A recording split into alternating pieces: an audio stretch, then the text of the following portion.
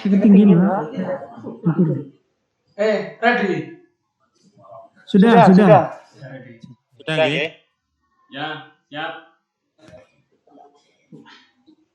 Oke. Ya, suaranya bersih. Gimana? Ketinggian, Pak, malah. Nah. Ini loh, diambil satu. Nah, pas, Pak. Pas. Udah pas.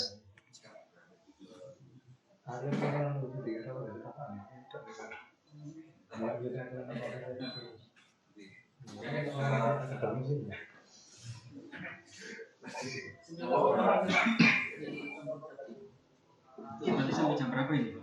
Ya, jam 12. Mulai mari. Ya, soalnya Apa masih video lanjut atau masih ada?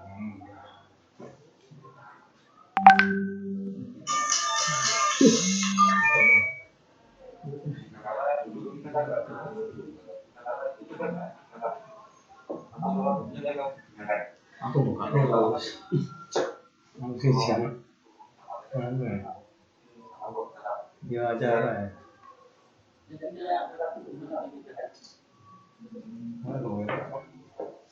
Ini 9 rekan dong ini mangan akeh enggak. hati sih.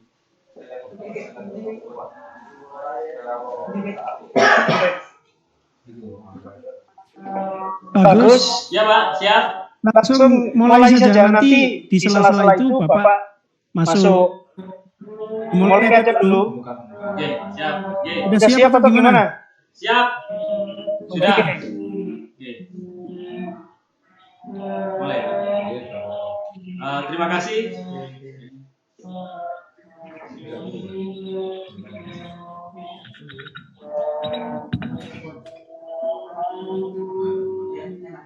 Assalamualaikum warahmatullahi wabarakatuh. Yang terhormat Bapak Bupati Kabupaten Pasuruan, Bapak Irsyad Yusuf SME, dan seluruh peserta dalam dialog eksklusif di siang hari ini. Pertama, mari kita panjatkan rasa syukur kita atas rahmatnya sehingga kita diberikan kesempatan untuk berdialog langsung dengan Bapak Bupati Pasuruan, dan ini merupakan sebuah kebanggaan bagi kita bersama bagaimana Pasuruan ini menyongsong era baru atau kita sebut dengan new normal. Butuh beberapa kebijakan-kebijakan yang inovatif, responsibility yang berkaitan dengan bagaimana penanganan COVID di Kabupaten Pasuruan. Sebelum kita mulai, izinkan saya ucapkan selamat Pak atas tercapainya opini WTP selama 7 tahun berturut-turut. Saya secara pribadi ucapkan bangga sekali. Saya juga sebagai warga Pasuruan dan juga orang Purwosari, dan atas nama institusi kami ucapkan terima kasih Pak atas upaya jeripayahnya Bapak Irsyad selama ini untuk memimpin Kabupaten Pasuruan, dan juga banyak hal yang sudah diraih atas selama kepemimpinan Pak Bupati di Kabupaten Pasuruan. Bapak Ibu sekalian yang saya hormati, dalam tema ini, dialog eksklusif ini, kita mengambil tema dengan kebijakan pemerintah daerah dalam membangun perekonomian, pendidikan, dan tatanan sosial di Kabupaten Pasuruan dalam menghadapi new normal. Kita perlu ketahui bahwa COVID selama ini belum menemukan sebuah obat yang bisa menyembuhkan, tapi bagaimana upaya pemerintah daerah dan pemerintah yang lainnya untuk kegiatan yang bersifat preventif agar supaya penyebaran COVID itu bisa kita tekan. Kita ketahui kalau di Kabupaten Pasuruan, meskipun beberapa hari yang lalu telah diterapkan physical distancing, tapi masih banyak di kalangan di masyarakat yang masih berinteraksi secara langsung. Sehingga itu juga mempengaruhi bagaimana upaya yang dilakukan oleh pemerintah Kabupaten Pasuruan di dalam menangani setiap pasien ataupun masyarakat yang terjangkit di Kabupaten Pasuruan. Dan tak lupa juga Universitas Siddhartha Pasuruan selalu siap menjadi mitra strategis pemerintah daerah, selalu mengawal bagaimana kebijakan-kebijakan di Kabupaten Pasuruan ini strategis, inovatif untuk lebih maju dan mewujudkan masyarakat yang maslahah. Amin. Bapak Irsad, mohon izin untuk dialog ini ke depan kita minta waktu sekitar 1 jam, Bapak. Jadi dengan tema yang kita ambil ini merupakan bagian bagaimana agar supaya di dalam proses kebijakan-kebijakan yang dibuat oleh pemerintah di dalam penanggulangan virus ini berjalan dengan lancar. Salah satu dari kegiatan ini kita akan live-kan, streaming-kan lewat sosial media, Instagram dan sebagainya, sehingga masyarakat pun mengerti apa yang menjadi tujuan dan bagaimana yang menjadi program strategis pemerintah Kabupaten Pasuruan. Sehingga masyarakat mengetahui, semua kalangan mengetahui ini yang menjadi titik tekan kebijakan-kebijakan inovatif yang dilakukan oleh pemerintah daerah untuk menekan bagaimana penyebaran COVID ini berlangsung dan bagaimana mewujudkan paradigma tatanan kehidupan yang baru dalam memasuki new normal. Kita ketahui bahwa selama ini kita itu harus berdamai, kan Pak? Gitu ya.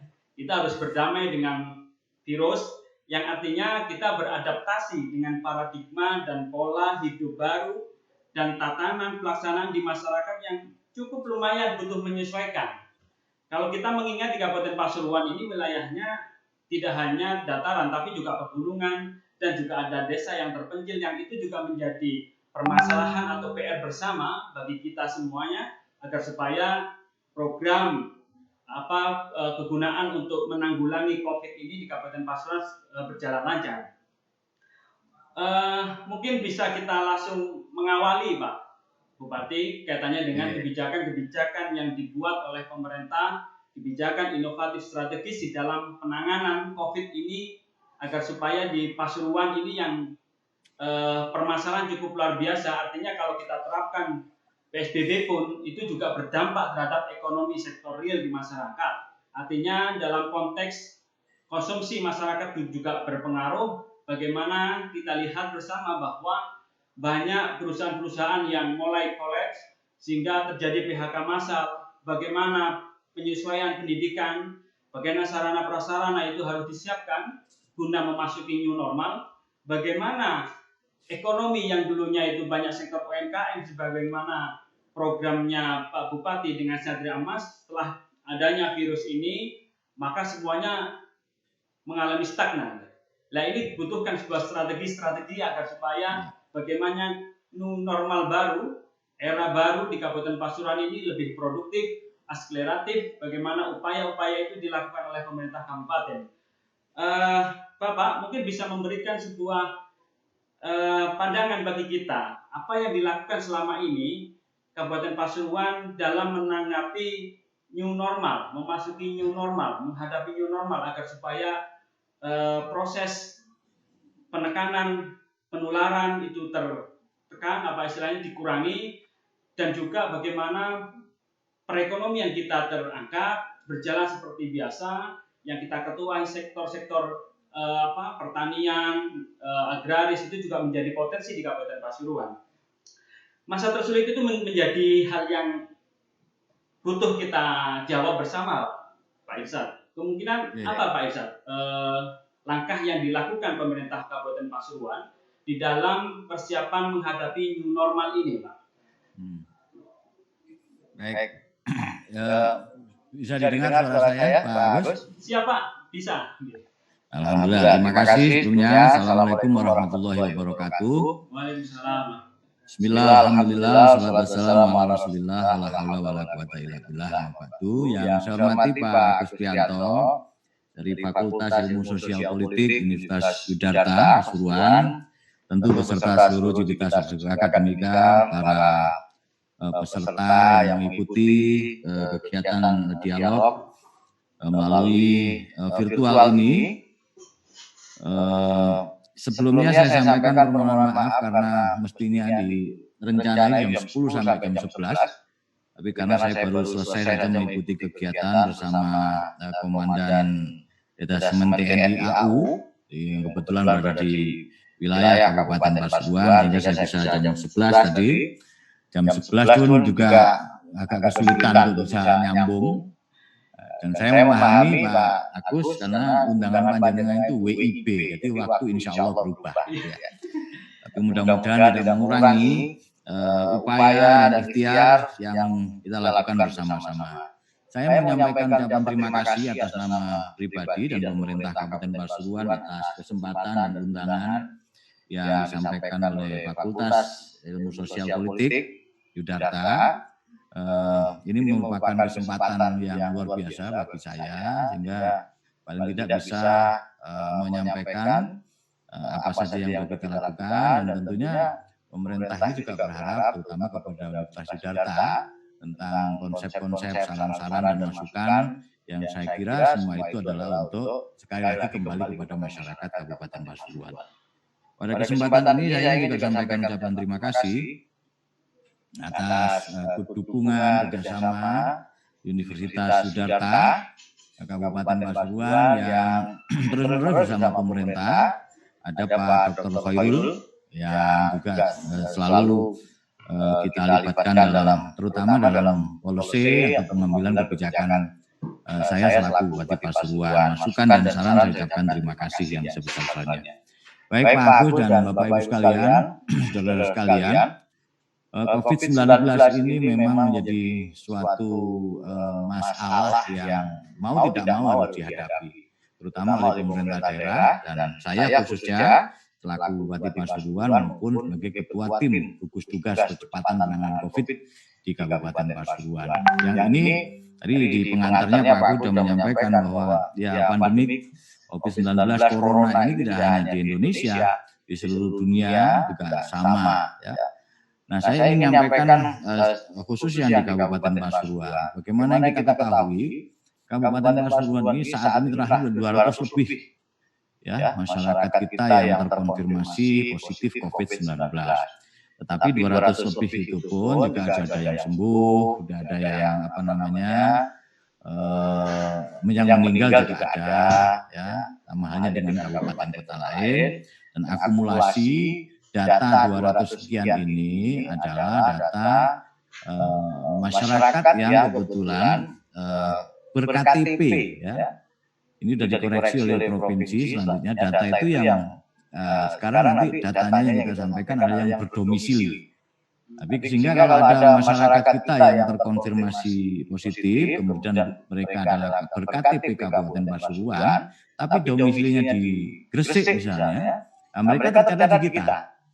Nah, saya ingin sampaikan di Kabupaten Pasuruan tentu sudah bisa kita analisa soal penyebaran ini. Saya ingin sampaikan biar ini juga masyarakat juga tahu, diawali dari klaster Diklat Haji, di mana waktu itu ada kegiatan pada tanggal 18 Maret ya, seluruh Jawa Timur, Pasuruan juga mengirimkan ada 16 tugas haji kita, tugas haji 2020 yang pada akhirnya ditunda. Nah, itu ada 16 yang kita kirimkan, tapi 11 yang kemudian terkonfirmasi positif. Nah dari situ ada klaster itu yang alhamdulillah mereka secara umum sudah sembuh semua dan bebas dari COVID-19. Kemudian ada masyarakat kita yang sering keluar daerah, ya, tinggalnya di wilayah Kabupaten Pasuruan, atau mereka kerjanya ke Jakarta, kemudian aja yang punya istri yang nomor 2 di Pasuruan gitu. Ya. Sehingga ini salah satu jadi penyebaran itu. Tambah lagi juga ada para medis kita. Para medis kita ada yang dulu sudah pernah kita rilis ada 16 yang telah kita analisa, mereka juga terkonfirmasi atau penularannya bukan dari Kabupaten Pasuruan, karena mereka juga berdomisili di Sidoarjo, ya dokter yang kemudian tugasnya di Kabupaten Pasuruan. Nah terakhir ini juga ada beberapa klaster-klaster, terutama yang kita ketahui di Gempol, ya, di mana data di Gempol ini masyarakat kita banyak sekali yang terkonfirmasi. Ini tantangan bagi pemerintah dan gugus tugas di dalamnya ada Kapolres, Dandim, ya, dan Forkopimda Kabupaten Pasuruan. Nah dari persoalan ini Pak Agus, tentu pemerintah daerah ya melakukan langkah-langkah, upaya-upaya, terutama bagaimana arahan dari Pak Presiden dan pemerintah pusat, Menteri Keuangan, Menteri Dalam Negeri, sehingga kita harus merealokasi APBD kita, merealokasi kemudian merefocusing, karena Pak Presiden sudah menetapkan bahwa bencana atau pandemi COVID-19 ini menjadi bencana nasional. Oh hilang? Masih bisa ya? Bisa Pak. Oh iya, layarnya hilang. Diutek-utek Pak Supron jadi hilang layarnya. Ya. Nah, Presiden sudah menetapkan bahwa COVID-19 ini adalah bencana nasional non-alam. Sehingga pemerintah daerah, kabupaten kota se-Indonesia, provinsi se-Indonesia diwajibkan untuk melakukan refocusing dan realokasi anggaran. Kabupaten Pasuruan juga melaksanakan itu, tentu melalui yang sudah kita laporkan ke DPRD, ada kurang lebih 175 miliar yang kita persiapkan itu untuk anggaran atau dana BTT namanya. Dana BTT itu belanja tak terduga dalam kondisi darurat. Yang itu nantinya juga akan kita persiapkan, kita anggarkan untuk yang pertama adalah dalam rangka penanganan kesehatan kita. Penanganan kesehatan ini adalah peningkatan kapasitas kesehatan kita, rumah sakit, kemudian juga bagaimana layanan-layanan kesehatan di seluruh wilayah Kabupaten Pasuruan yang kita anggarkan hampir 54% dari anggaran BTT ini. Ini dalam rangka peningkatan kapasitas kesehatan kita. Ini harus kita ujung tombak dan benteng kita adalah di kapasitas kesehatan kita, rumah sakit, dinas kesehatan, puskesmas, ya, dan seterusnya. Bagaimana untuk melakukan surveillance, tracing dan tracking untuk menelusuri dan seterusnya. Termasuk kita juga sudah punya bagus PCR itu untuk tes swab ya yang dilakukan untuk mengetahui pasien itu konfirmasi positif atau negatif corona. Yang kemarin di Surabaya sampai ribut itu ya, rebutan mobil PCR di Kabupaten Pasuruan nggak pernah ribut, langsung beli. Ya. Langsung beli dan kita persiapkan karena ini memang salah satu upaya untuk menghambat percepatan penyebaran ini. Nah, dari 54% itu yang kita arahkan untuk penanganan kesehatan. Kemudian yang berikutnya untuk jaring pengaman sosial. Bagaimana tema diskusi kita ini? Jaring pengaman sosial itu kita alokasikan kurang lebih 28% dari angka yang sudah kita rencanakan. Tambah lagi adalah untuk dampak ekonomi. Nah, Kabupaten Pasuruan khususnya saya dalam rangka ini juga menyangkut tadi penanganan soal penyebaran virus tetap menjadi prioritas utama kita. Tapi sisi lain Pak Agus sesuai dengan tema kita, bagaimana dengan menuju new normal, kenormalan baru, bagaimana kita harus menghadapi, tadi Pak Agus sempat menyinggung yang disampaikan oleh Pak Presiden, yaitu berdamai, bersahabat dengan COVID-19. Kalau saya menyesuaikan dengan kondisi ini. Kenormalan baru itu kita harus bisa menyesuaikan dengan kondisi pandemik ini. Artinya jadi kita harus biasa pakai masker, kita harus biasa jaga jarak, kita harus biasa melakukan kegiatan-kegiatan dan menjauhi kerumunan, kita harus biasa melakukan pola hidup bersih dan sehat dan seterusnya. Nah, saya dan Pak Wakil Bupati berdiskusi ini satu sisi Pak Presiden, ya, ini ada hal yang menjadi tanggung jawab besar, terutama di kita pemerintah yang sedang diberi amanah ini. Satu sisi pandemik ini, penyebaran virus ini masih belum bisa kita prediksi, ya. Naiknya pada bulan-bulan kemarin masih dikit, di bulan Juni ini sudah signifikan kenaikannya, apalagi Jawa Timur ini. Jawa Timur hampir menyamai atau melebihi DKI Jakarta dan seterusnya. Saya nanti di belakang akan menyampaikan soal bagaimana penanganan lebih konkret terhadap penyebaran COVID-19. Tapi saya ingin sampaikan bagaimana dengan Kabupaten Pasuruan menghadapi new normal ini. Nah, melalui refocusing dan realokasi dengan BTT, dengan dasar distribusi persentase anggaran harus kita arahkan kepada 3 hal tadi itu, ya, penanganan kesehatan dan pengaman sosial dan dampak ekonomi. Nah, itu juga ada siapkan dengan konsep kebal COVID. Kebal COVID itu bukan berarti kayak kayak kebal bacok, bukan begitu. Kemudian kalau kebal bacok itu ke Banten aja, ada debus di sana ya. Ini kebal COVID ini sebuah program yang saya siapkan untuk bagaimana new normal, bagaimana dampak ekonomi yang pasca COVID ini. Tadi juga disinggung Pak Agus bagaimana UMKM kita, bagaimana program Satria Emas kita. Nah, kita punya untuk menyatukan semua motivasi OPD, kita punya kebal COVID. Kebal COVID ini namanya Keluarga Berdaya Lawan COVID-19. Jadi kebal COVID-19.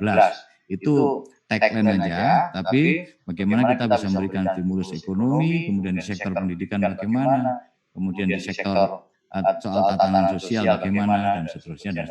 Nah, saya ingin sampaikan selanjutnya berkaitan dengan prinsip-prinsip program saya soal kebal COVID itu, di mana kita sudah menyiapkan bagaimana keluarga ini ya, menjadi ujung tombak, karena kita melihat beberapa persoalan pemerintah ini sudah lewat jalur apapun untuk menghimbau masyarakat untuk disiplin, ya, baik melalui musola, melalui masjid, melalui tokoh masyarakat. Mungkin Pak Agus juga pernah dengar di pertigaan ada suara saya rekaman itu adalah upaya mendisiplinkan masyarakat. Tapi saya melihat bahwa ini harus dimulai dari keluarga.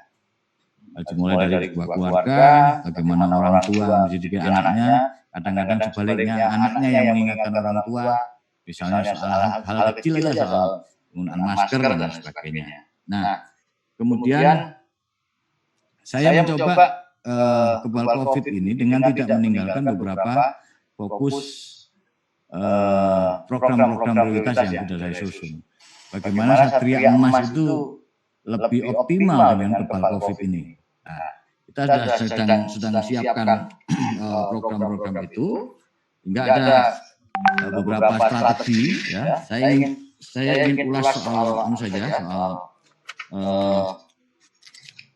tadi kalau sudah soal penanganan kesehatan 54%, angkanya sudah sekian.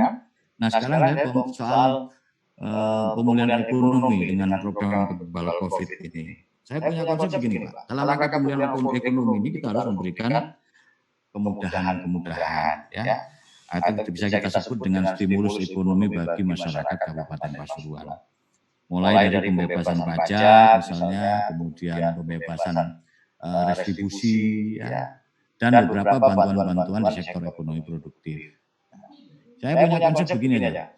Tadi benar yang disampaikan Pak Agus bahwa Pasuruan ini dengan kondisi geografis yang cukup luar biasa, ya, lengkap kondisi Pasuruan, dimulai gunung dengan segala potensinya di Tosari sana, ya, di Prigen, ya, kemudian ada perkebunan, ada kopi, ada mangga dan seterusnya, ada pertanian, apalagi alhamdulillah ini Pasuruan masih surplus soal beras, ya.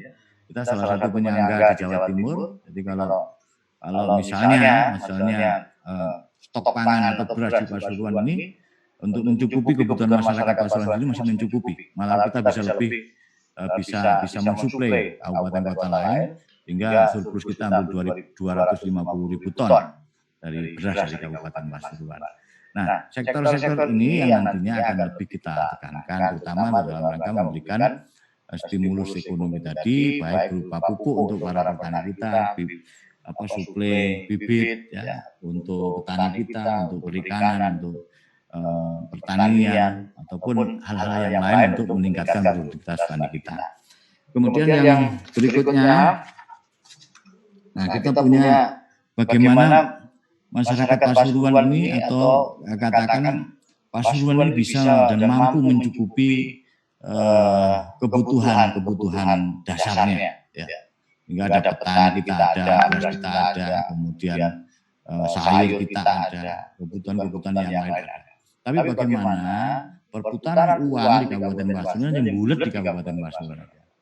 Hingga kita persiapkan beberapa konsep dari pemberdayaan, terutama toko-toko kelontong yang tadi sekali lagi kembali kepada bagaimana keluarga ini mampu dan berdaya untuk menyiapkan berdaya dalam hal ekonominya, berdaya dalam hal spiritualnya, berdaya dalam hal mitigasinya, terutama dalam hal mitigasi soal bencana COVID-19 ini, dan bagaimana nantinya kita harapkan ada lumbung-lumbung komunitas. Di keluarga sendiri punya stok atau lumbung, ya, kemudian ada lumbung komunitas di tingkat pemerintahan desa, ya, kemudian ada kebutuhan-kebutuhan untuk masyarakat yang rentan pangan, sehingga kekuatan atau yang bisa dikatakan gotong royong ini dimulai dari kepala COVID ini, keluarga berdaya lawan COVID-19 ini.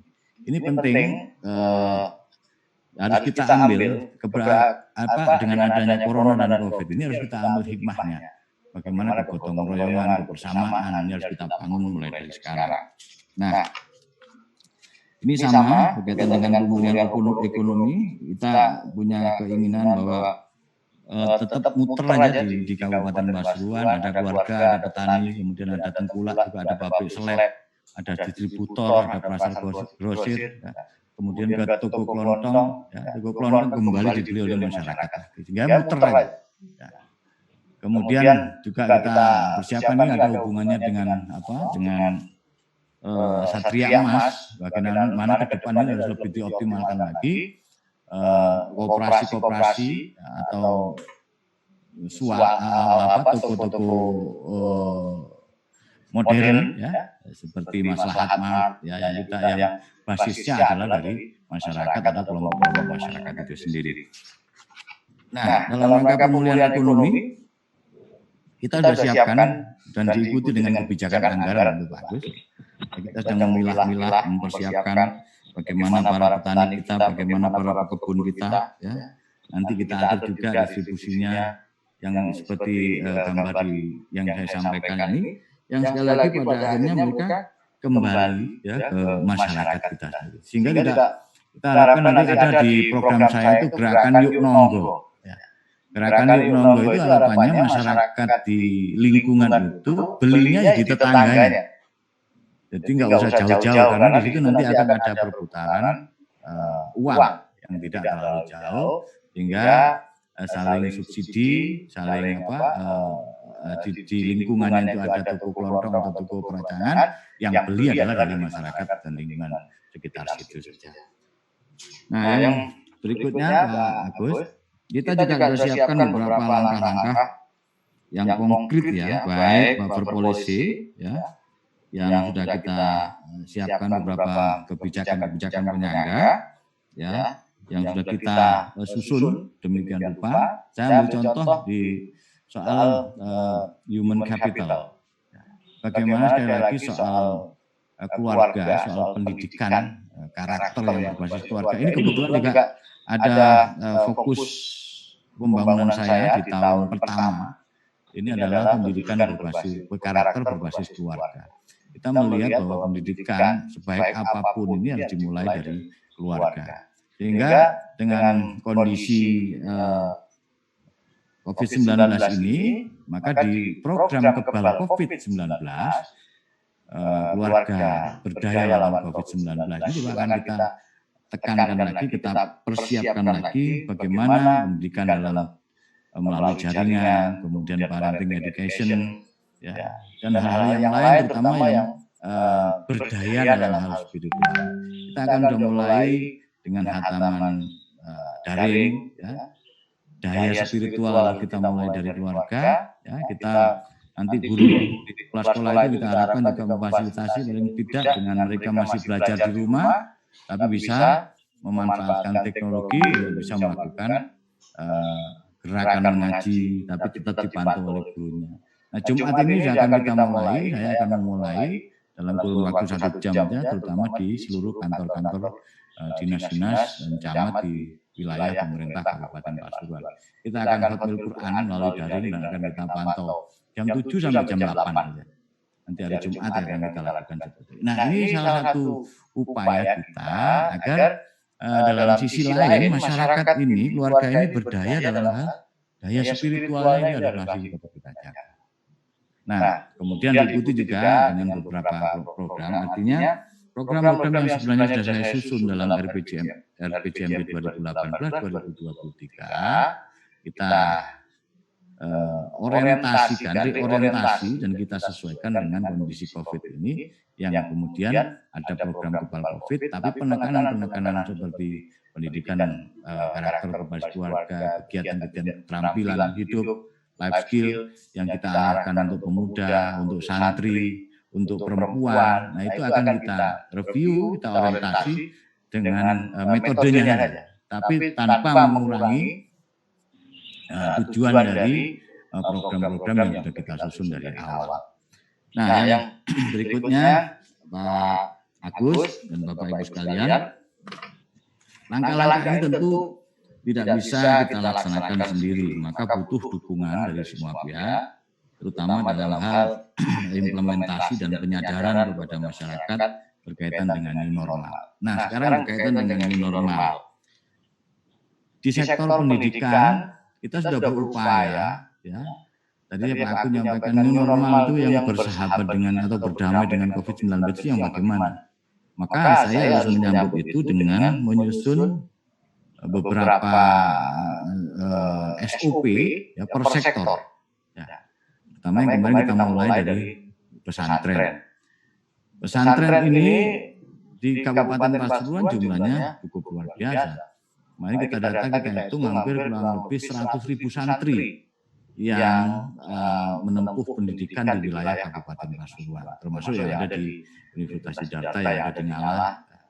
Nah, ini menjadi suatu hal yang sangat penting, bagaimana keberlangsungan pendidikan di pesantren ini tetap, tapi sisi lain pemerintah harus bisa memfasilitasi, memberikan surat edaran melalui Bupati Pasuruan tentang SOP, dasar-dasar bagaimana protokol kesehatan ini diterapkan di pesantren. Nah, tentu pemerintah mendukung, mempersiapkan, juga memberikan dukungan sarana prasarana kepada pondok pesantren sesuai dengan kemampuannya, dan selain memberikan sarana prasarana juga pendampingan pada pesantren-pesantren ini agar santri-santri ini bisa betul-betul menerapkan protokol kesehatan, sehingga pendidikan di pesantren bisa berjalan, tapi dalam hal, sekali lagi dalam hal waspada dan mengantisipasi penyebaran COVID-19 di Kabupaten Pasuruan tetap kita lakukan. Kemudian di sektor-sektor yang lain bagaimana? Sektor-sektor yang lain juga kita persiapkan seperti SOP di perusahaan. Kita tahu di Gempol di salah satu perusahaan juga menjadi pandemi. Nah, kita harus tegas bagaimana penerapan protokol kesehatan di perusahaan-perusahaan ini itu menjadi perhatian utama dari para pengusaha. Di sektor perdagangan, pasar, demikian juga. Pasar daerah yang menjadi kewenangan pemerintah daerah juga harus kita fasilitasi dengan kebiasaan new normal, tentu dengan sarana prasarana protokol kesehatan, baik wastafel, masker dan lain sebagainya. Kita juga sudah siapkan kebijakan berkaitan dengan new normal di bidang pariwisata. Ini juga masih dilematis karena sisi lain pandemiknya masih signifikan. Pertambahannya pasien terkonfirmasi masih cukup lumayan. Nah, sisi lain ekonomi juga harus tetap berjalan. Maka kuncinya, sekali lagi, kalau dikhawatirkan, seperti yang disampaikan Pak Agus tadi di pengantarnya, bahwa PSBB ini juga dilematis. PSBB ini pada akhirnya juga akan tentu menghambat pertumbuhan ekonomi, menghambat kegiatan-kegiatan ekonomi masyarakat kita. Nah, saya ingin menekankan kalau masyarakat tidak disiplin, bisa jadi Kabupaten Pasuruan akan melakukan PSBB untuk menghambat penyebaran. Tapi kalau masyarakat disiplin dan kita semua punya komitmen untuk tetap waspada tapi tidak panik, saya akan menjamin bahwa PSBB tidak akan dilakukan di Kabupaten Pasuruan. Tapi kita sedang berupaya semaksimal mungkin agar ekonomi tetap jalan, pendidikan tetap jalan. Tapi sekali lagi bahwa protokol kesehatan dalam rangka menghambat penyebaran COVID-19 di Kabupaten Pasuruan ini mau tidak mau harus kita lakukan. Kenapa sih sebenarnya kita harus mengikuti? Kadang-kadang kita juga jenuh juga, Pak Agus. Saya sangat memahami psikologis masyarakat Pasuruan. Ya, corona itu kaono, dan lain sebagainya. Ya, kemudian pemerintah ini dididik dianggap corona dan lain sebagainya. Nah, ini kejenuhan masyarakat ini harus kita ikuti, kita sesuaikan bagaimana masyarakat tetap disiplin. Saya kira itu tantangan bagi pemerintah, ya, dan tentu kami tidak menutup mata, membutuhkan dukungan dan bantuan dari semua pihak, terutama para kiai, para tokoh masyarakat, untuk bagaimana gerakan penyadaran dan disiplin masyarakat ini bisa kita lakukan bersama-sama. Nah, lebih konkret nanti soal program kebal COVID, saya kira nanti akan kita sampaikan lebih lanjut, tapi kami sudah menyiapkan seluruh sektor-sektor dalam rangka mengurai dampak ekonomi dari pandemi COVID-19 di Kabupaten Pasuruan ini. Yang terakhir saya akan mengurai coba soal penanganan gugus tugas COVID-19 di Kabupaten Pasuruan. Tadi sudah saya singgung bahwa penyebaran di Pasuruan ini diawali dari beberapa klaster-klaster. Nah, saat ini juga ada fenomena yang menurut saya juga menjadi kesulitan bagi pemerintah. Dengan adanya PCR di Rumah Sakit Bangil yang sudah kita miliki, yang sudah kita adakan, kalau dulu awal-awal kita akan sulit untuk mendeteksi, memantau kalau ada masyarakat kita yang tertular atau terkonfirmasi. Karena kita harus masih menunggu sampai 2 minggu setelah mereka melakukan tes swab atau mengambil sampel swab yang harus kita kirimkan ke lab di Surabaya. Nah, sekarang dalam kurun waktu 4 jam, itu tes swab itu bisa kita ketahui orang pasien itu terkonfirmasi positif atau negatif. Nah, ini yang menimbulkan masyarakat kita akhirnya banyak yang juga merasa takut, merasa kurang pas kalau mereka berobat di RSUD Bangil. Karena nanti dianggap langsung positif corona dan seterusnya. Sehingga banyak data yang ini kami terima, masyarakat Kabupaten Pasuruan yang berobatnya ke Sidoarjo, ke Malang, ke Surabaya, ke rumah sakit swasta, yang pada akhirnya mereka juga terkonfirmasi positif setelah hasil swab di rumah sakit masing-masing. Nah, ini sehingga kita melakukan tracing dan tracking untuk melakukan penelusuran, karena cara penghambat yang efektif itu adalah melakukan setelah dinyatakan reaktif melalui rapid test atau swab dinyatakan positif COVID-19. Nah, tenaga-tenaga surveillance, tenaga-tenaga kesehatan dan TNI Polri di Kabupaten Pasuruan itu langsung bergerak sampai tingkat pemerintahan desa untuk memberikan edukasi, kemudian mengisolasi ya, agar tidak terjadi kontak fisik dengan para pasien yang terkonfirmasi setelah melalui tes swab ini. Nah, ini yang terjadi di Kabupaten Pasuruan, makanya kenapa sebenarnya Pasuruan kok semakin tinggi? Ya, ini konsekuensi karena kita melakukan dan bergerak, ya, gugus tugas ini bergerak. Kalau gugus tugas ini diam, ada terkonfirmasi kemudian tidak melakukan tracing dan tracking, ya nggak akan ditemukan, nggak akan ada pasien penambahan pasien itu. Artinya apa? Dalam melakukan percepatan dalam menghambat penyebaran virus corona ini, pemerintah Kabupaten Pasuruan ini betul-betul bekerja. Nah, memang kalau kita ngomong ideal, Pak Agus, dari data dan beberapa analisis epidemiologi, itu mestinya kalau kita ngomong Jawa Timur ya, untuk percepatan menghambat penyebaran virus ini, kalau Jawa Timur dikatakan masyarakat atau penduduknya jumlahnya 40 juta, maka idealnya tiap hari itu harus melakukan rapid test ya, atau tes untuk mengetahui atau minimal rapid test lah. Itu 400.000 spesimen yang harus diambil. Nah, kalau Kabupaten Pasuruan untuk mempercepat penghambatan penyebaran COVID ini dari jumlah penduduk kita 1.700.000 katakan begitu, maka kita harus berapa? 10.000. Betul ya?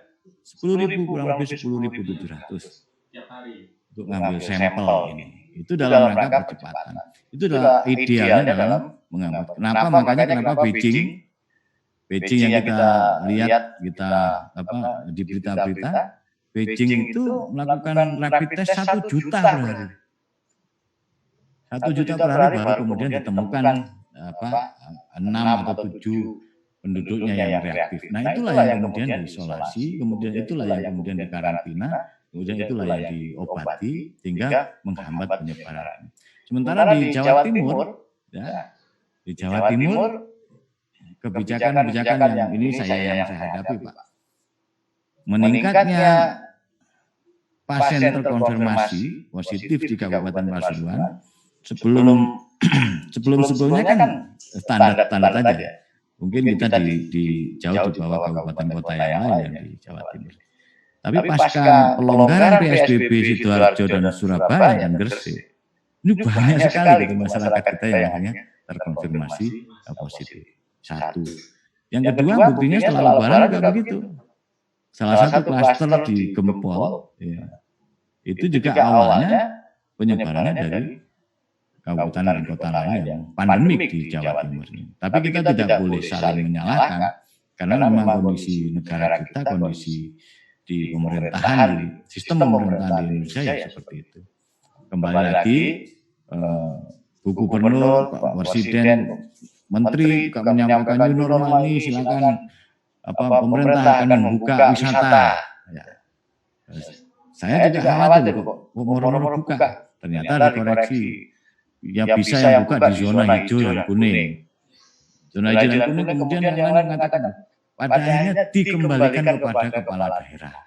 Nah ini kan yang susah ya. Sementara pemerintah provinsi saya akui tidak ada dukungan apapun Kabupaten Pasuruan. Kita jalan terus sendiri ya. Dan ini mungkin beberapa kesulitan saya mengakui, tapi kita sudah berupaya untuk maksimal melakukan tugas-tugas ini.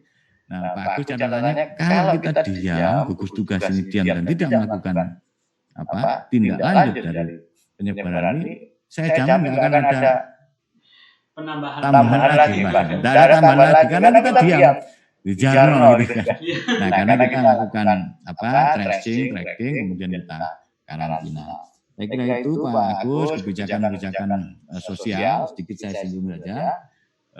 Dalam rangka mengurangi dampak atau jaring pengaman sosial, tentu ada Pak Agus sudah dengar bantuan sosial dari pemerintah pusat, ya, kemudian dari pemerintah provinsi, kemudian ada dana desa melalui BLT, pemerintah Kabupaten Pasuruan juga sama, bagaimana masyarakat kita yang memang terdampak, tapi masih belum tercover oleh pusat, oleh provinsi dan dana desa, itu bisa kita penuhi dan kita cukupi. Jadi saya mohon doanya ini memang saya dulu tidak membayangkan Bagus waktu nyalon bupati itu ada corona. Kalau corona yang lain mungkin Bagus juga senang. Corona yang lain itu komunitas rondo mempesona itu. Jadi saya sampaikan terima kasih, mungkin sedikit yang saya sampaikan ini bisa memberikan sesuatu yang bisa kita diskusikan, dan saya terima kasih sudah diberikan kesempatan untuk bisa menyampaikan. Sementara itu dari saya, Pak Agus, terima kasih. Assalamualaikum warahmatullahi wabarakatuh. Terima kasih Pak Irsad atas pemaparan materi sehingga masyarakat pun juga mengetahui usaha kegiatan yang dilakukan Kabupaten Pasuruan, pemerintah daerah Kabupaten Pasuruan ini untuk mencegah penyebaran COVID, dan yang tersulit adalah mengembalikan bagaimana pasca COVID itu, karena harus merubah tatanan sosial, ekonomi, pendidikan. Ada yang menarik Pak Irsad yang saya mau tanyakan nih, gitu. Tadi ada kaitannya dengan pembebasan pajak sama retribusi. Nah, saya mau izin ini, Karena kita melihat bahwa organisasi tanpa anggaran yang cukup bahkan nggak bisa berjalan efektif, sehingga dibutuhkan perencanaan yang baik. Begitu juga di dalam kasus yang sekarang, corona ini pun juga dibutuhkan cukup luar biasa anggaran untuk upaya kita bagaimana mencegah penyebaran, bagaimana mengembalikan sedemikian rupa sehingga di era new normal ini. Bagaimana kita lihat bahwa low increasing expenditure government nggak akan mungkin kebutuhan pemerintah itu akan mengalami penurunan, tapi justru mengalami kenaikan. Nah, sedangkan sisi lain kebijakan pemerintah daerah dalam protektif UMKM dia dibutuhkan pembebasan pajak sama retribusi. Lah kiranya apa Pak? Usaha yang dilakukan dalam kebijakan fiskal pemerintah Kabupaten Pasuruan untuk memaksimalkan agar supaya anggaran ini tetap safe, tapi bagaimana pelayanan-pelayanan untuk penanganan, pemulihan dan new normal dalam artian itu terlaksana dengan baik. Kira-kira apa Pak kebijakan fiskal di Kabupaten Pasuruan?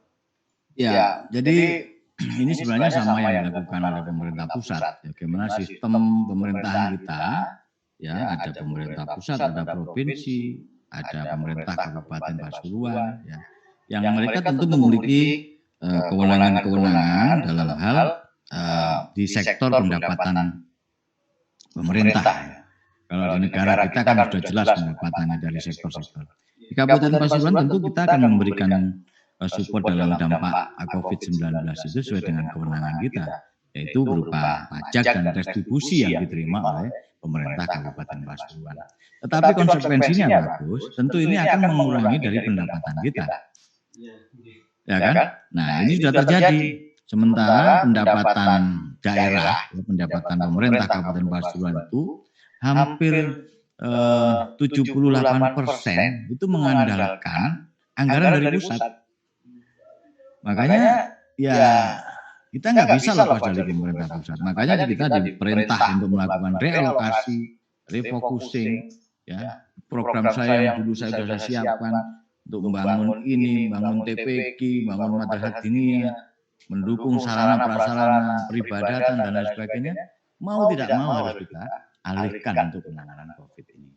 Tapi sisi lain tentu kita memberikan keluangan kepada masyarakat kita, terutama dalam hal distribusi daerah dan pajak yang memang menjadi kewenangan pemerintah daerah. Nah, dari pendapatan itu ini sudah apa namanya? Saya sudah dapat informasi bagi hasil pajak dan retribusi dari pemerintah provinsi tahun 2021 nanti, yang nanti akan saya persiapkan dalam menyusun anggaran 2021, dari pagu 230 miliar, sekarang tinggal 135 miliar. Nah, ini karena kebijakannya Bu Gubernur, kemudian memberikan pembebasan denda pajak BBM bermotor, kendaraan bermotor, dan beberapa pajak dan retribusi yang memang itu menjadi kewenangannya pemerintah provinsi. Jadi saya hanya bisa mengambil kebijakan, terutama pembebasan pajak dan retribusi daerah yang menjadi kewenangan saya. Jadi resikonya yang kita harus ini 2021 ini sudah apa namanya?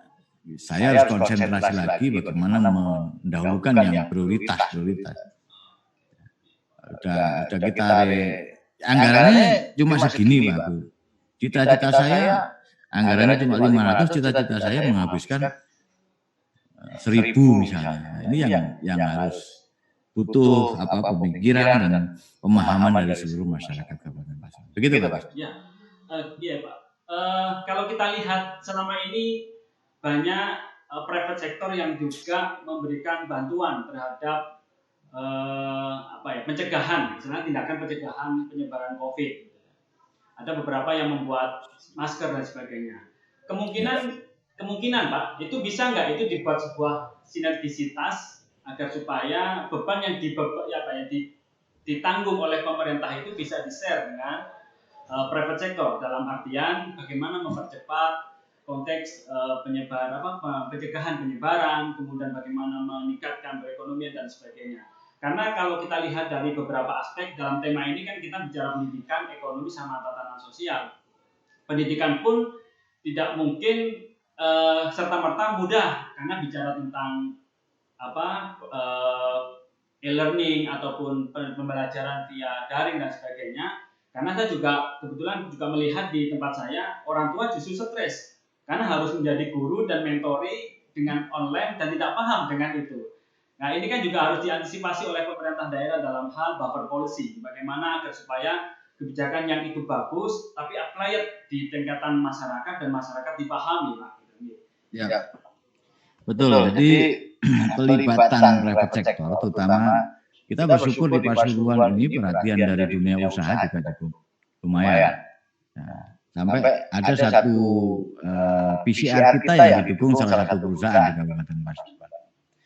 Itu yang pertama. Yang kedua bahwa penyadaran masyarakat itu tidak serta-merta dipaksakan oleh pemerintah.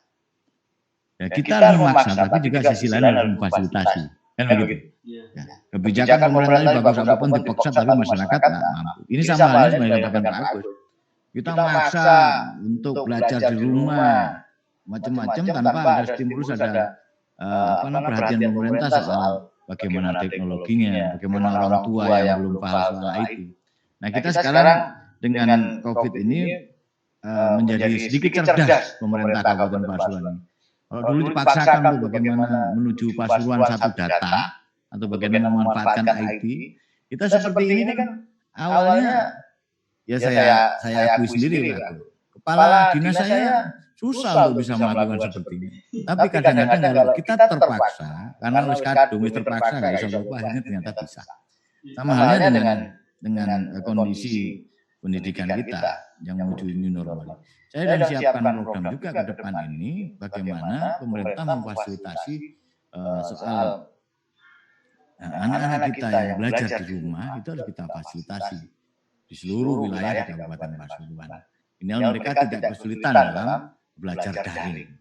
Itu salah satu upaya pemerintah Kabupaten Pasuruan. Jadi tidak hanya menyuruh Pak. Menyuruh saja, memaksa masyarakat kita, tapi sisi lain harus kita fasilitasi sesuai dengan kemampuan dan kewenangan pemerintah. Begitu Pak Agus. Iya. Pak Ishak, mohon izin Pak, ini ada pertanyaan dari partisipan. Saya mewakili atas nama partisipan, ini Dr. Hambali, beliaunya menanyakan tentang problem tentang PHK massal Pak. Ya. Jadi karena bicara tentang lapangan pekerjaan, karena itu menjadi sektor publik dan menjadi tanggung jawab pemerintah, sehingga bagaimana upaya pemerintah di dalam menangani tingginya PHK ya, karena banyak perusahaan yang kolab karena dampak COVID, sehingga itu menjadi beban pemerintah dan kayaknya juga memiliki dampak terhadap sosial, artinya perilaku yang patologi sosial itu makin banyak di Pasuruan. Kira-kira apa Pak strategi biasakan pemerintah Pasuruan? Baik, jadi menurut hasil penelitian yang dirilis oleh Bank Indonesia bahwa memang sektor-sektor yang paling terdampak COVID-19 ini adalah sektor industri perdagangan, ya. Yang kebetulan sektor ini adalah menjadi sektor ekonomi yang paling dominan di Kabupaten Pasuruan. Maka kita sudah ambil langkah-langkah yang jangka pendek dan jangka panjang. Terutama yang jangka pendek, kita sudah melakukan inventarisir beberapa perusahaan-perusahaan yang melakukan pemutusan hubungan kerja atau merumahkan waktu itu karena kondisi yang memang Surabaya PSBB, Malang PSBB, sehingga mereka untuk berproduksi aja kesulitan untuk mengambil bahan baku dan lain sebagainya. Nah, yang langkah-langkah dilakukan oleh pemerintah memberikan stimulus dan bantuan dan dukungan kepada pekerja-pekerja ini melalui Dinas Tenaga Kerja, kemudian bekerja sama dengan serikat-serikat pekerja, jika mereka menginventarisir semua pekerja yang waktu itu dirumahkan, kita dukung dengan bantuan sosial dari pemerintah Kabupaten Pasuruan. Yang kedua, makanya sejak awal saya tidak ingin Pasuruan ini PSBB, karena luar biasa dampaknya kepada masyarakat. Tapi ya sisi lain, saya berharap masyarakat juga bisa disiplin. Nah, kita sudah berkoordinasi dengan perusahaan-perusahaan, semua sektor, apalagi sektor pariwisata. Kita lihat di Pasuruan ini yang kedua sektor pariwisata ini luar biasa. Kalau wisata itu tutup dampaknya konkret, multi efek player dari wisata ini kan banyak. Jadi UMKM-nya, pekerjaannya, kemudian masyarakat sekitar di pariwisata itu pasti terdampak. Nah itu yang kemudian kita ambil langkah-langkah jangka pendek yang tadi saya sampaikan. Jangka panjang bagaimana? Makanya kita siapkan kebal COVID itu. Bagaimana nantinya ke depan pemerintah menciptakan lapangan usaha baru. Ya mudah-mudahan sih COVID ini atau katakan penyebarannya bisa kita atasi, tapi dengan new normal, dengan kondisi yang kita harus sudah bersahabat katanya Pak Presiden, sudah terbiasa dengan COVID tapi dengan jaga jarak dan lain sebagainya dengan protokol kesehatan. Tapi saya yakin nanti di Pasuruan ini saya akan mendorong bagaimana investasi di Kabupaten Pasuruan itu terus bertambah yang pada efeknya memberikan kesempatan bagi masyarakat.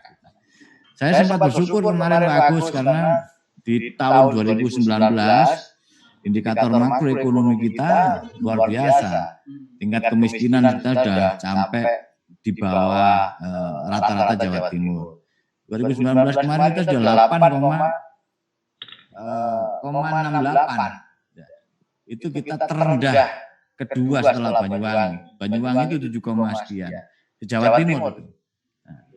Kemudian pengangguran terbuka, TPT tingkat pengangguran terbuka juga sudah turun. Tapi ya karena ini akan pasti dampaknya bukan hanya di Kabupaten Pasuruan dan di Sengon saja, tapi dampaknya kan Indonesia. Jadi saya masih punya keyakinan dengan ke depan ini, tapi di sisi lain dengan menciptakan usaha baru, kemudian memberikan ya yang tadi saya sampaikan stimulus ekonomi, program-program yang real, terutama kepada masyarakat kita pasca PHK. Minimal mereka bisa berusaha dan mencukupi kebutuhannya melalui program-program kebal COVID yang sudah saya siapkan di semua sektor, pertanian, perikanan, ya, kemudian perkebunan, peternakan dan lain sebagainya.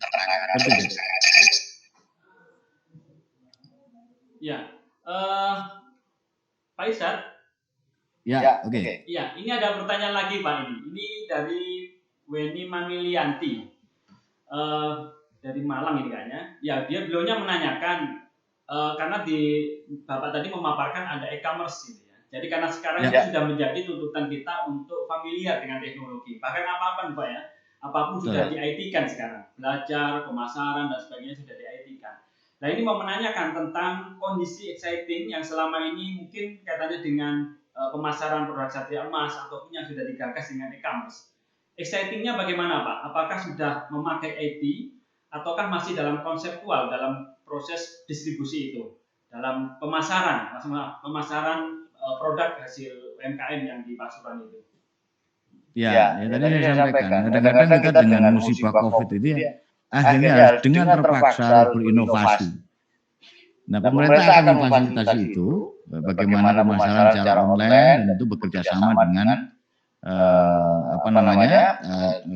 dunia usaha dan beberapa kolega-kolega yang di Jakarta yang sebenarnya siap membantu untuk bagaimana UMKM kita, hasil produksi kita ini mau tidak mau harus kita fasilitasi. Kalau perlu kita siapkan kanal khusus di pemerintah ini ya untuk bisa memotivasi dan menyiapkan.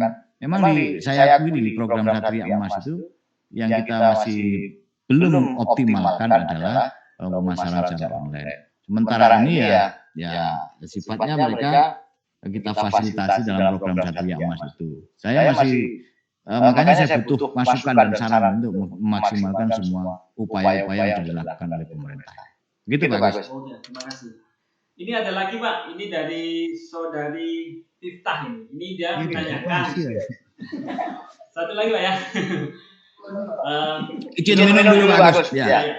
Silakan. Menanyakan tentang ini Pasuruan Pak, kaitannya dengan bagaimana menertibkan perilaku warga Pasuruan guna mendukung program physical distancing. Ya, karena kalau kita tahu kan kemarin kita disuruh untuk work from home, kemudian jangan banyak keluar ke publik, tapi di Pasar Porosari pun juga banyak Pak. Jadi orang berdekatan, tanpa masker dan sebagainya. Upaya apa yang dilakukan oleh pemerintah di dalam menertibkan perilaku masyarakat Pasuruan? Ya, kita akan optimalkan semua potensi potensi kemampuan pemerintah. Makanya kebal COVID ini maksud saya semua upaya-upaya penyadaran masyarakat itu harus dimulai dari keluarga. Ya kita memahami psikologi masyarakat. Kadang-kadang ngomong itu Yogi Purwosari diri sendiri itu masih banyak, ada kurang lebih 22 loh masyarakat Purwosari yang terkonfirmasi positif. Itu berawal dari salah satu pabrik di Purwosari. Tapi kan masyarakat juga belum tahu, makanya tugasnya pemerintah untuk bagaimana menyadarkan mereka. Kadang-kadang lagi wedeni masyarakat itu wedi temenan. Tapi kadang-kadang harus jenuh, ini psikologi juga. Jenuh gak ono corona itu. Corona itu flu biasa dan sebagainya. Tapi upaya kita memang, makanya saya melalui Kebal Covid itu berupaya dari semua sektor, terutama penyadaran masyarakat itu harus kita mulai dari keluarga. Kita punya madrasah diniyah, kita punya pondok pesantren, kita punya TPQ, kita punya kelompok-kelompok masyarakat, kita punya jamiah-jamiah yang melalui itu kita harus upayakan itu. Jadi sisi lain memang ya kasihan juga masyarakat, jenuh juga. Masyarakat aja jenuh, apalagi saya ngurusi ya yang tapi saya takut juga namanya. Jangan sampai para bupati ini yang terkonfirmasi. Naudzubillah min dzalik kan gitu. Meskipun ya ini yang perlu juga edukasi kita melalui keluarga, ya, melalui keluarga juga. Bagaimana punya daya mitigasi. Sehingga ada masyarakatnya yang kemudian terkonfirmasi tidak dikucilkan. Itu contoh kecil aja. Bukan hanya yang tidak disiplin di pasar-pasar. Nah, kita berharap disiplin masyarakat saling mengingatkan itu juga muncul dari masyarakat itu sendiri. Malah ada satu berita kemarin saya lihat di TV. Ya Pak RT mengingatkan warganya untuk physical distancing dan tidak kumpul-kumpul. Ditusuk Pak, meninggal di Jakarta. Iya ditusuk.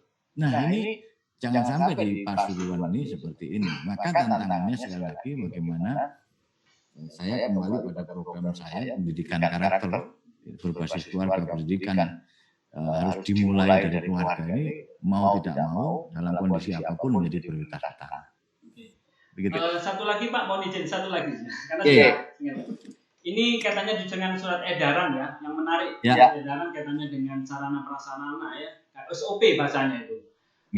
Saya mau menanyakan ini juga banyak masyarakat itu menjadi diskursus, artinya menjadi pertanyaan di masyarakat berkaitan dengan kegiatan sosial. Karena ada yang menyatakan itu diperbolehkan dan tidak. Artinya kegiatan tahlil rutinitas itu menjadi permasalahan bagi masyarakat pun, ini boleh apa enggak. Tapi ada yang karena sudah itu menjadi kebiasaan dan rutinitas sehingga dia apapun kita lakukan meskipun harus menjaga. Tapi kan itu menjadi tanggung jawab pemerintah agar supaya masyarakat itu tidak tidak seenaknya, kemudian harus memperhatikan protokol dan sebagainya. Sebagaimana. Kemudian satu Pak, kaitan dengan surat edaran, di situ kan ada SOP. Saya menanyakan terkait masalah siapa nanti yang mengawasi, mengawasi bahwa TPQ atau lembaga-lembaga pendidikan non formal itu sudah menyediakan karena sudah ada surat edarannya. Nah, khawatirnya terjadi penularan yang itu tidak disentuh oleh tim satgas ataupun tim medis sehingga justru itu akan lama dan penyebarannya. Kita khawatirkan seperti itu. Karena saya sudah baca ini menjadi tanggung jawab siapa, kemudian bagaimana implementasi ke bawah agar supaya diperhatikan. Karena beberapa hari yang lalu di Starjam kalau tidak salah tidak boleh melaksanakan TPQ, tapi sudah di beberapa daerah sudah melaksanakan TPQ. Ini menjadi diskusi. Mungkin mohon dikasih pencerahan Pak. Baik. Jadi begini nih. Makanya di dalam surat edaran sebenarnya intinya kalau masyarakat itu melaksanakan disiplin atau melaksanakan protokol kesehatan dalam pandemi ini, bagaimana surat juga dari Kementerian Kesehatan yang di situ berkaitan langsung dengan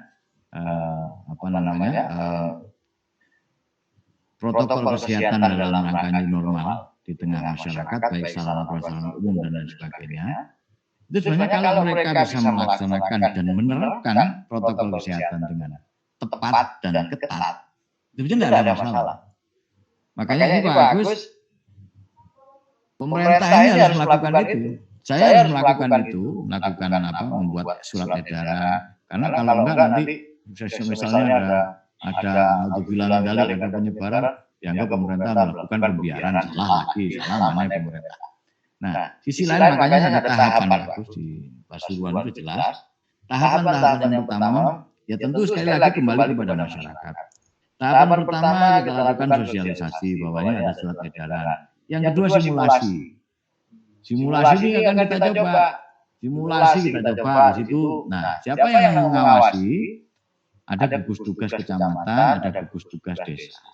Makanya pemerintahan desa harus terlibat juga bagaimana ikut mengevaluasi, memfasilitasi, ya, dan mengkomunikasikan dengan gugus tugas kecamatan dan sampai ke kabupaten. Nah ini makanya kita lihat sekarang dalam tahap simulasi. Nah, pemerintah juga sudah menyampaikan, saya juga bingung ini pemerintah pusat juga mengizinkan buka tapi yang zona hijau, zona kuning, zona merah tergantung kepala daerahnya silakan. Kan bumet kan kalau enggak gitu. Nah, sama juga dengan ini. Saya juga berharap bahwa pendidikan, apalagi TPQ madrasah ini sangat penting. Makanya kita lakukan simulasi, ya ustadznya bagaimana standarnya, termogan bagaimana, cuci tangan bagaimana, kemudian jaga jarak waktu pembelajaran dan waktunya juga harus dibatasi. Kalau kemarin sampai 2 jam, 3 jam misalnya, ya kita batasi dengan efektivitas pembelajaran ini harus kita lakukan. Nah kalau itu dilakukan, ya demikian juga dengan kegiatan-kegiatan keagamaan yang lainnya, pengajian rutin, misalnya, ya saling jaga aja lah. Saling jaga, juga enak nyong biasa, salaman, ya.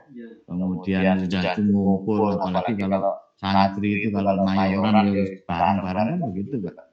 Nah, sekarang cipika-cipiki enggak apa namanya dihimbau untuk tidak dilakukan karena itu sangat rentan dalam penyebaran.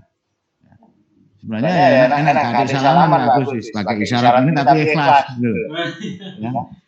Tapi percuma cipika-cipiki balak-balak tapi jerone masih asih ada ono dendam pada akhirnya. Nah, new normal kebiasaan yang baru ini kalau menurut saya ya kita harus menyesuaikan. Intinya kita tetap bisa produktif kalau kita bisa melaksanakan protokol kesehatan sesuai dengan anjuran dari pemerintah. Itu aja sebenarnya.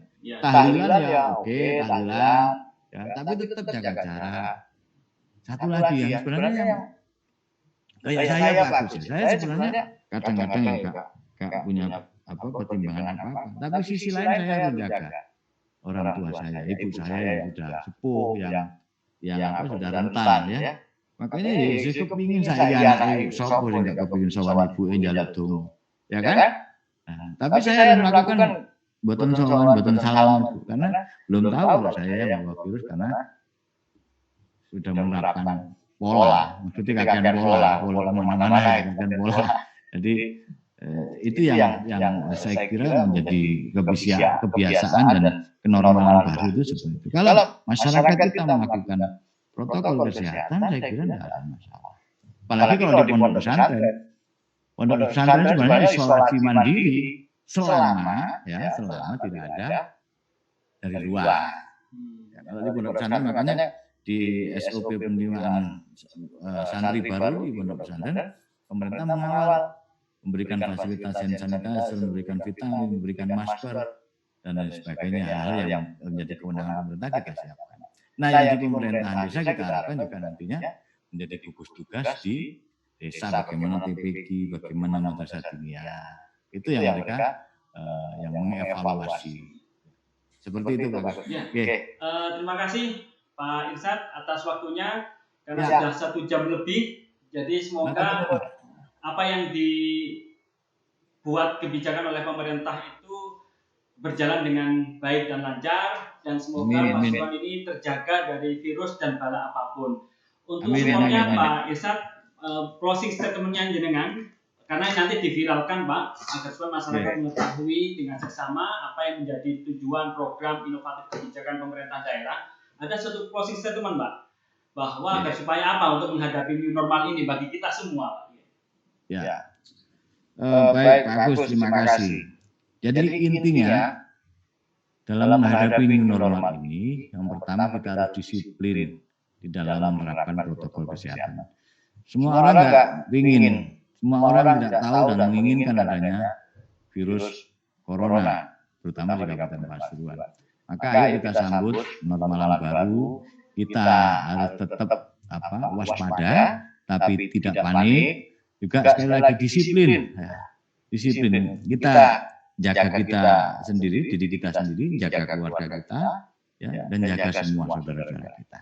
Makanya ya sudah mau nggak mau kita harus disiplin melakukan protokol kesehatan di manapun berada. Terima kasih, itu yang saya sampaikan. Mohon maaf dan mudah-mudahan kita bisa bertemu kembali Agus dalam situasi yang lebih baik. Terima kasih. Assalamualaikum warahmatullahi wabarakatuh. Terima kasih Pak Irsyad, para partisipan semuanya. Semoga dialog eksklusif ini bermanfaat bagi kita semua dan berdampak lebih baik terhadap Kabupaten Pasuruan agar supaya Mas Pasuruan ini bebas dari segala penyakit dan semakin maju, terutama masyarakatnya semakin maslahat.